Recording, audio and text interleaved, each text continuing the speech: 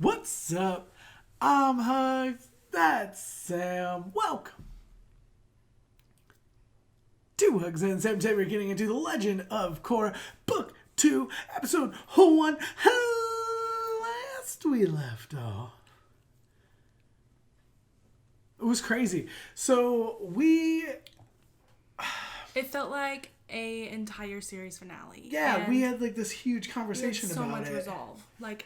So much resolve, and we were like almost like, why did we like how does it go on? Well, it felt rushed. I was like, why give us all of this like payout in one episode? I was like, it was so good, and that was why it was hard to complain. It was like a nitpick because it's like so many amazing things happen.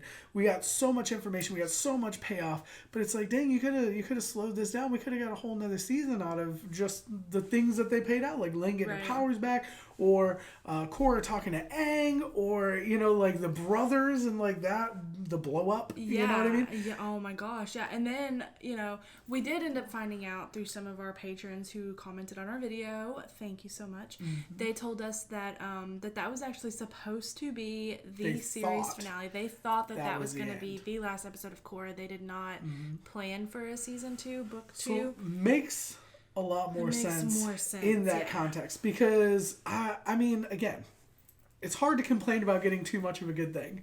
You know what I mean? Like, it's hard to say, like, oh, why'd you give us all this amazing stuff? But it absolutely makes sense if they thought that was the end, that was the payoff. Because there's so many shows that I get addicted to. Like, I am so hooked into, and you probably have felt the same way. Mm-hmm. And they leave it on like a cliffhanger, right? Yeah. And then they get canceled or not renewed or whatever. There's some amazing shows out there. You never get anything. There are such good shows out there that do that. There was that one just show that we were watching, and it was 4400. Okay, 4400 is a really good one. Yeah, they just kind of stopped. Designated Survivor was one I was watching. There was one with like cards. Oh, House of Cards? Well, no, it wasn't House of Cards. But House of Cards did have a huge thing because the main actor got like, But there was that one, it was like a gypsy family or something. Oh, yeah. Oh my gosh, I don't remember what that was. Show, Yeah. And I'm like, okay, I don't remember what that was called. Like give this good ratings or whatever is absolutely crazy, because that is one of the best shows that I've ever seen. There's so many shows that are like that though, or you even get like, I don't want to get too far into this, but I watched Lost. I didn't like the end of Lost. Yeah. And that's like a huge thing. Watch the end Dexter. Of Lost. I didn't like the end of Dexter. Yeah. But like, so there's a lot of shows where you get like bad payoffs, or there's a lot of that get canceled or whatever, and it's just none. So to see Korra, where they thought that was going to be the last episode, they gave us the world. Yeah. They gave us such an amazing ending. If that had been the end of the series, that would have been such an amazing ending. Yeah, and honestly, it's like you did 3 books of Avatar with Aang. You know what I mean? Why would you only plan one book with Korra? Like, I think it's popular. You know what I mean? Yeah, but I think people put it in the context of they thought they were only getting signed up for one season. Like, they didn't think that the network was going to give them more episodes. Yeah. So it was just kind of like testing it. Yeah. Testing the waters. Exactly. Yeah. Because, I mean, even Rick and Morty. Rick and Morty was hugely popular, and now it's got like a whole bunch more seasons, I think they did. Yeah. But they didn't know that if they were going to get renewed or not, and there was a long time Rick and Morty was just gone. Yeah. And they just got signed for a few more seasons. That's what I'm saying. They got signed for a ton, But they're so popular. But anyway, kind of getting off the beaten path. I think that the Avatar series, the Avatar world or whatever, as a whole, is extremely popular. Like, people love this. You know what I mean? Yeah. So this has elicited some of the biggest responses from me. Yeah. Like, emotional responses. Yeah. Because of how attached to Avatar we were. Like, Korra as itself, like as a separate series, I think is not as good as the Avatar. No. Or as Avatar The Last Airbender.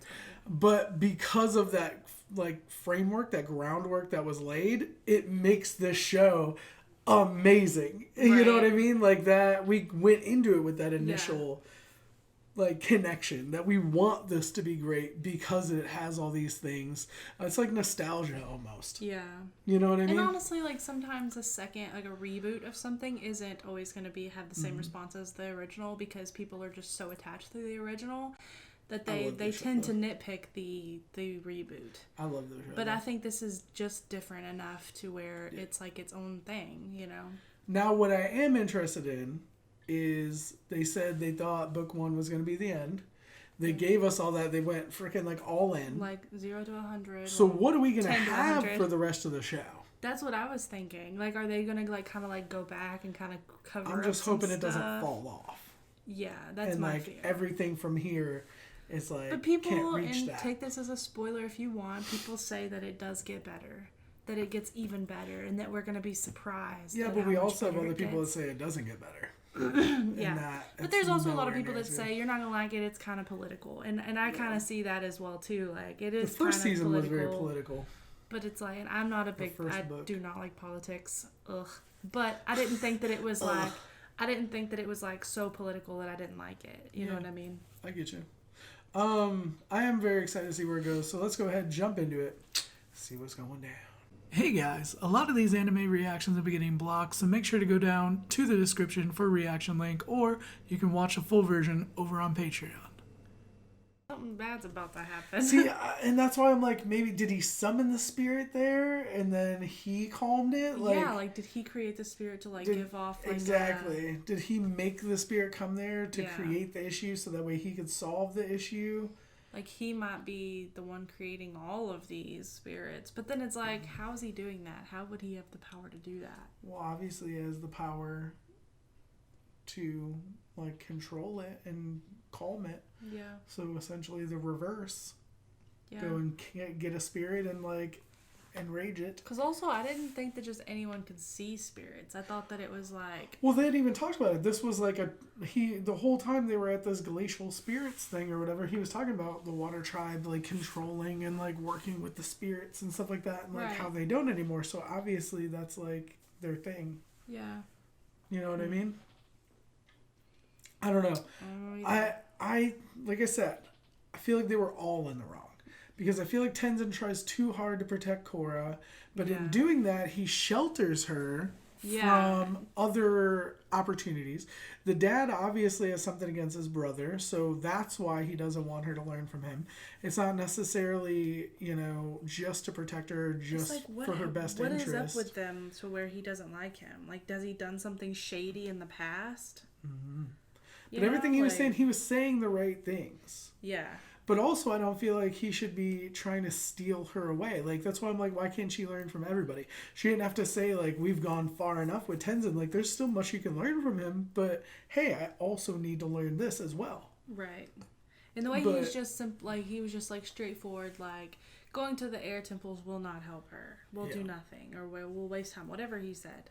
Yeah. Won't teach her anything. Won't teach her anything. And I'm just like, well... I don't know that it will. How do you know that? We don't know that. Yeah. But here's the other thing, too, is what... Aang had a direction. Aang always knew he had to fight the Fire Lord. He always knew there was, like, something he was doing. Yeah. Whereas, like, Korra kind of, like, fell into Amon and now is just learning to become the Avatar, like, the complete Avatar. But not really in a direction. Not really for a purpose or a reason outside of that's just what she's supposed to do. The spiritual stuff, like I said, it was reminding me of Aang's early journey, where he started learning the spirit realm or whatever. And it's like, she's still, like, kind of in the beginning of her journey. Right. As far as, like, the spiritual side and stuff goes, like, she's so new to all that. And she can just activate the Avatar state. It's weird. Do we know how old she is? I don't know. Because it's like, to a certain, like, extent, like, how much of, like, of authority do they have over her? You know what I'm saying? Like, because they're, like, well, telling her who should be her teacher and stuff. And it's like, she's like, what about me? What about what I want? You know what I'm saying? So it's like, if she is, like, considered, like, a kid still... Even if she's an adult, it's still your dad. It's still the previous Avatar's son. Yeah, but at the end of the day, like, when you're an adult, at the end of the day, like, you you do what's best for you, despite what your family might say. Yeah, but telling you what to do. But I'm saying you could be, 25, and your parents still tell you what they think is in your best interest. There's people yeah, they that can do that, but it's like how much is she going to, like, listen? It depends on how old she is. Like, it's like. I mean, I think that it has a lot to do with, like, whether, like, how she makes her decisions, is her age. I think she's going to do what she's going to do no matter what, just based off her personality. Yeah. You know, whether she's 15 or 25. But yeah. I think it's a good idea for her to learn more about the spirits, especially seeing what she saw. But I just feel like everything is pointing at us. The music, the tension between the father and the brother. Yeah. Just the whole idea that she was torn, the way that was such a set up thing for the spirit attacking her directly. And what was the uncle's name? I don't remember. Because it sounded like they said Tarlok. Even I know they wouldn't. I know it wouldn't be the same name. No. But it just was like... I get Tarlok vibes. They all kind of look alike. I know. It's like a water tribe thing. Yeah, because they also look like the dad, Katara's dad. Yeah, they all look very similar. Yeah. I don't know. I just feel like he's got to be shady because of, but are they just trying to throw us off? Is it like, are all these cues there to make us feel like he's shady? Like, yeah, could be. But good episode. It has me intrigued as to where the rest of the season is gonna go. Splitting off, I like the idea of like the Tenzin family reunion, like of Aang's children. I guess like we knew that there was a sister, but we didn't know she was a waterbender. You know, we didn't know that she was. I think we did know she was with the water tribe though. I think in the first episode they mentioned something about that. Yeah. The thing that I don't get is, I mean, it's a cartoon, it's whatever, but why does Boomy look like Boomy? Yeah, I think. You know, I think it's just for us to be like... That's what I'm saying. Like, it's just whatever. Yeah. But, like, why is his personality like Boomy, and why does he look kind of like Boomy? You know what I mean? Yeah. When it's Aang and Katara's kid, it's not related to Boomy at all. Yeah. I think it's cute, though. I really like it. I do like it, but it's just one of those things like... When they named you as a baby, they didn't know you were going to grow up looking like this. Or yeah. like this. How you got the same type of facial hair. Like, you know what I mean? Like, how you... And it may be, too, because, like, his name was Boomy. He, like, became close to Boomy or learned a lot about So just Boomy. grew his facial hair, like... So it was like, I take inspiration off of Boomy, who I'm named after. Yeah. Yeah, it's whatever. But I'm excited to see where that goes. Bolin and Asami. I kind of ship it. I kind of don't ship it. Also, the weird brother sister. I guess they're twins. Yeah.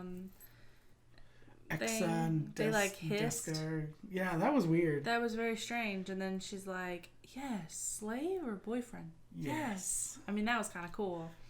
But no. I just like his like awkward laugh, and then he goes with it. There, he's like, "I'm kind of into this." Okay, yeah. Word. All right, well, let us know what you thought in the comment section down below. Like it if you did, sub if you don't already. Shout out to our patrons watching the full and early reactions up on Patreon. Thank you so much for your support. You really don't know how much it means. It means the world. We'll be back more videos soon. We love you guys. Bye-bye. Bye.